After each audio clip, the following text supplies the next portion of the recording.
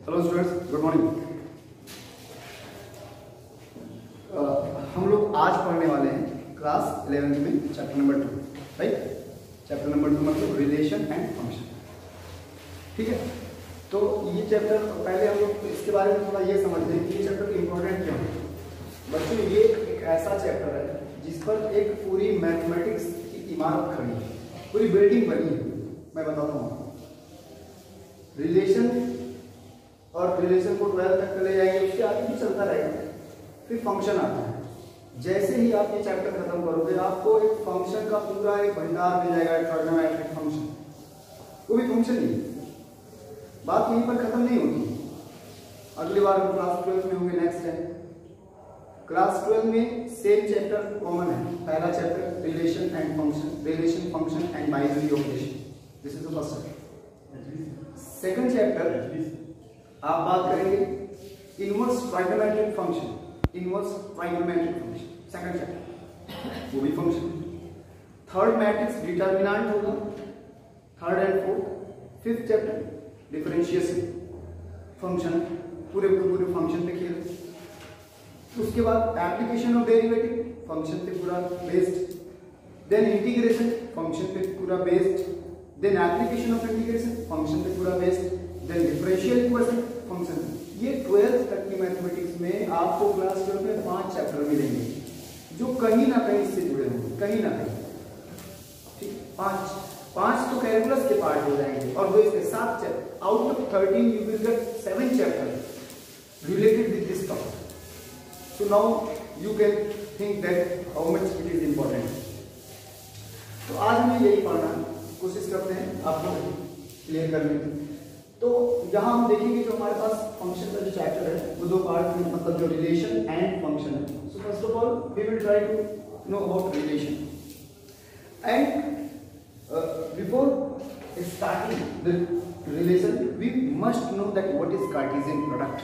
We must, क्योंकि relation जो है वो बिल्डअप में कार्टेशियन प्रोडक्ट उस पर ये बना।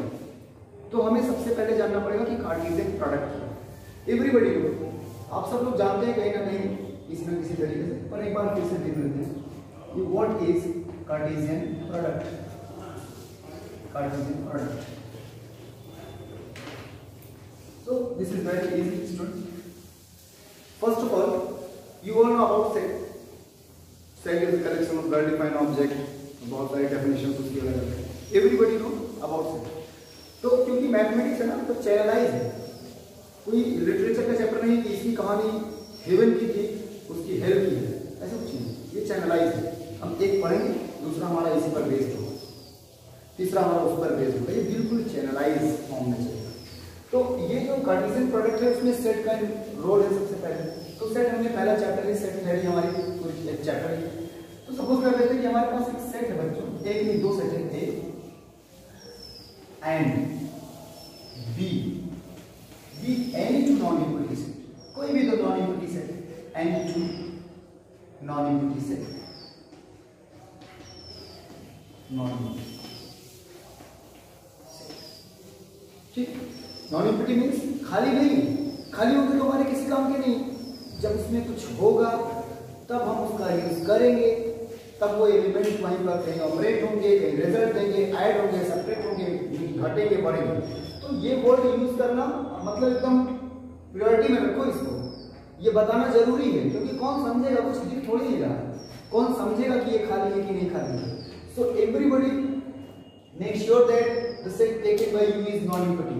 आप इस बात को दिमाग में रखेंगे कि जो सेट आपने लिया है वो नॉन इक्वलिटी है, मींस उसमें है।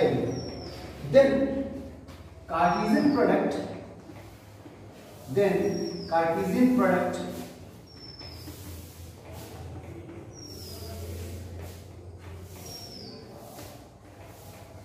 of A and B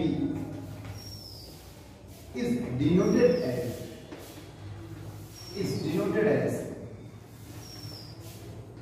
A cross B, is denoted and defined as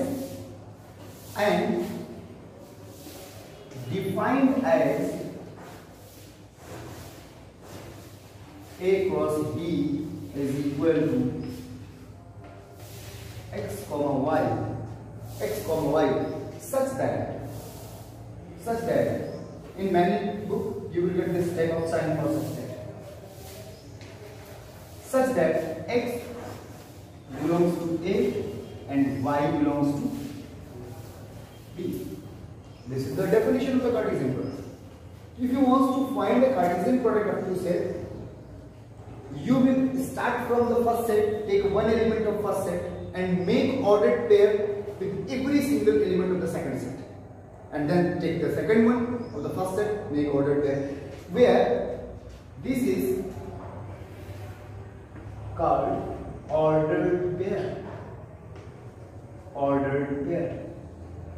The word ordered is very important. Pair तो कभी भी कह सकते हैं, दो तो पेयर कहेंगे, but order is very important. इसका एग्जांपल देखें कि क्यों इंपॉर्टेंट है, क्यों इंपॉर्टेंट है, एग्जांपल देखें। सपोज कर लीजिए कि आपने जो दोनों सेट लेके रखे हैं वो एक एक्स एक्सिस है और एक वाई एक्सिस है। Suppose that is the set of real number. X axis जो है वो रियल नंबर को कंटेन करती है, एंड वाई एक्सिस भी, जब हम अभी कॉम्प्लेक्स के बारे में नहीं बात करते तो वो भी रियल नंबर को कंटेन करती है। When we will talk about the complex imaginary, then that time y axis will represent the imaginary numbers, but अभी नहीं। ये बताना इसलिए जरूरी है क्योंकि आप पढ़ोगे, ये 10th में नहीं बताना जरूरी था पर अब है जरूरी, बट आप पढ़ोगे। लेकिन आज हम क्लियर करते हैं कि आज भी हम रियल नंबर में, तो आप सपोज कर लीजिए कि आपके पास एक ये एक्सिस है और ये एक्सिस है, एक्स एक्स डैश, जबकि हम पॉजिटिव लेने वाले हैं, बहुत ज्यादा दूर नहीं जाएंगे नेगेटिव में। This is the set of real number. Set number इस पर बहुत सारे पढ़े होंगे। तो if it is set of real number, it must have it should be non-equity. It should be non-equity. तो non-equity है तो कुछ एलिमेंट होंगे, मैं ले लेता हूँ कुछ काम चलाने रखे हैं, and it is 1, then 2, then 3, and so on. Okay. तो हम ये देखने वाले हैं कि ऑर्डर्ड पेयर क्यों कहें। क्या ये जो लिखा हुआ है, अगर मैं इसको आपसे कहता बच्चों कि इसको y, x लिख दो, तो क्या दोनों एक ही बात होती? Just I am going to prove, I am going to find the result related to this question कि क्या x y को x लिख सकते हैं? नहीं। तो अगर लिख सकते हैं तो फिर इसमें कोई मैटर नहीं है कि a को पहले लिखे कि b को पहले लिखे, किसी को कहीं भी लिखे कि हमारे आंसर एक जैसे आएंगे। और अगर नहीं लिख सकते हैं तो आगे से हम इसको ध्यान देंगे कि ये मिस्टेक ना हो, क्योंकि अगर मिस्टेक हुई तो क्वेश्चन आंसर हमारे रॉन्ग हो जाएंगे। तो यही मैं suppose you wants to write 2,3, you wants to write 2,3 here, मतलब आप समझिए आप क्लास 10 की मैथमेटिक्स पढ़ रहे हैं, कोऑर्डिनेट ज्योमेट्री या 9th की, और आपको 2,3 एक कोऑर्डिनेट दिया गया है। You are going to represent this coordinate in the Cartesian plane. तो क्या करेंगे आप? 2,3 x को हमेशा पहले लिखते हैं, ये क्लास 9th में सिखा दिया गया, x को हमेशा पहले लिखते हैं। तो 2,3, right, you will get that point in the plane. ये वाली पॉइंट आपको प्लेन में मिलेगी बच्चों, ये वाली पॉइंट मिलेगी आपको प्लेन में for the 2,3। This is also an order pair, ये भी एक ऑर्डर पेयर है। Again we are looking for the coordinate 3,2। Again हमको 3,2 में चाहिए, क्योंकि 2,3 और 3,2 ही तो y और xy जैसे बनेंगे, चेंज कर रहा हूं। तो हमको चाहिए 3,2। फॉर दैट बच्चों हमें यहां मिलने वाला है, ये देखो, this is p and this is q। क्या आप कभी कह सकते हो कि ये p और q इक्वल है? You can never say. So this means this is important, order is important. We can not neglect order, we can not ignore it. हमको ऑर्डर ध्यान देना होगा। तो ये उसका जो इस टॉपिक को समझने के लिए मैंने ये किया, वो आपको कार्टेशियन प्रोडक्ट का पार्ट अभी है पर उसको हम और इजी समझ सकते हैं। बट x, y को x नहीं लिख सकते, ऑर्डर्ड पेयर है, ऑर्डर इज इंपॉर्टेंट, तो उसके लिए मैंने आपको ये चीजें बताई। अब हम देख लेते हैं कि कैसे हम कार्टेशियन प्रोडक्ट फाइंड करेंगे। दो सेट, इट्स वेरी सिंपल, दो सेटों का कार्टेशियन प्रोडक्ट कैसे फाइंड करेंगे? सपोज कर लीजिए कि यही दोनों सेट आपके पास है, 1 2 3 4 एंड 1 2 3, एक सेट x है और एक y। तो अगर आपको इनका ऑर्डर्ड पेयर फाइंड आउट करना, सॉरी इनका कार्टेशियन प्रोडक्ट फाइंड करना है बच्चों, तो डेफिनेशन जो आपकी है वो आपसे कहती है कि अगर हमारे पास दो नॉन इक्विटी सेट हैं, suppose we have two non equity set, then their Cartesian product is defined as A cross B is equal to this. Means we will take the first element to the first set and we will make the ordered pair by taking the second one from the second element. Second जो element होगा वो second set से लेते हैं. Suppose you have two sets, x is equal to 1, 2, 3 and 4. And similarly you have another set y which is 1, 2 and 3. Okay, we are looking for the Cartesian product. हम क्या find out करने वाले हैं? Cartesian product find करने वाले हैं. So everybody know that Cartesian, we will represent the Cartesian product by A cross B means x cross y. ठीक, तो हम उसको x cross y से लिखेंगे बच्चों. और डेफिनेशन हमसे कहती है कि पहला एलिमेंट x का होगा, दूसरा y का. तो इसको आपको यहाँ पर एक चीज का ध्यान रखना, आप इसको फिक्स कर लीजिए, मेक फिक्स, और इसके सभी एलिमेंटों के साथ पेयर बना दीजिए. So what you will do? 1, 1, 2 and 1, 3. Similarly 2, 1 then 2, 3. Similarly 3, 1 then 3, 3. Similarly 4, 1 then 4, 4. Is it clear? So this is the process to calculate the ordered pair. Everybody? So now we will talk about that where the two ordered pair will equal. क्या condition होगी कि दो order pair equal हो? ठीक है, जहां तक की बात एकदम क्लियर होगी. तो अब नेक्स्ट पॉइंट हम बात करते हैं इक्वलिटी टू ऑर्डर्ड पेयर. वो भी बहुत इजी और बहुत आसान है, हमको थोड़ा सा ध्यान देना है और आसानी से हम इसको समझ लेंगे. जैसे मैं आपसे कहूं कि मेरे पास कोई भी दो ऑर्डर्ड पेयर हैं और वो कब इक्वल होंगे, नोट करके लिखेंगे या ऐसे लिख लेंगे. टू ordered pair, कोई भी दो ordered pair said to be equal, pair said to be equal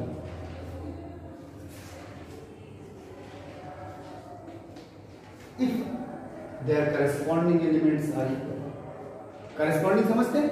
if their corresponding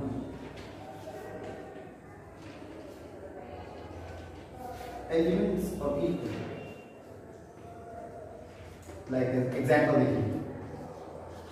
For example, suppose you have an ordered pair x comma y, another ordered pair a comma b. If they are equal, दोनों cases में उसका converse भी काम करेगा. This means everybody know this symbol. If and only if, इधर से भी चलेंगे उधर से भी चलेंगे. If and only x is equal to a and y is equal to b.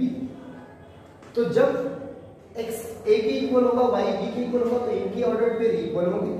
और अगर ऑर्डर्ड पेयर इक्वल है तो ये होगा. So from this topic you will gate at least one question in your exam. आपको कुछ given होगा और आपसे कहा जाएगा बच्चों कि इसके ऑर्डर्ड पेयर इक्वल है, तो जो वेरिएबल है उसकी वैल्यू बताओ. लेट्स सी फॉर एग्जांपल, एक एग्जांपल देख लेते हैं. By using this concept we can easily find answer. हम उसका आंसर बहुत आसानी से निकाल लेंगे इसका यूज करके. जैसे कि फाइंड x एंड y. अभी देखिए वहां पर x y आएगा. x plus 1/3 comma 5 3 y minus 7. You all know that if two ordered pair are equal, this means corresponding element will equal. So let's equate them. उनको हम equate कर लेंगे. क्यों? क्योंकि यहाँ पर इक्वलिटी का साइन लगा हुआ है. This means this will equal to the and it will equal to. So find करते हैं x और y की value. x plus 1/3 will equal to 3. From here, student 3 minus 1/3 will equal to. Okay. x की value आपको मिल गई है ना. What will be the y? It's very easy and simple. Again, y minus 7 is equal to 5. From here, y equal to 12. So by using this relation, एक question आपका तैयार होगा, right. तो ये तो बच्चों था concept of the Cartesian product. I think it is clear. If anybody have any doubt, any problem? No. topic of this chapter is the relation. And the next topic, and which is based on the Cartesian product. इसका जो अगला topic है वो relation है और वो किस पर बेस्ड है? कार्टेशियन प्रोडक्ट पर बेस्ड है. So let's see that what is relation. We will try to understand it by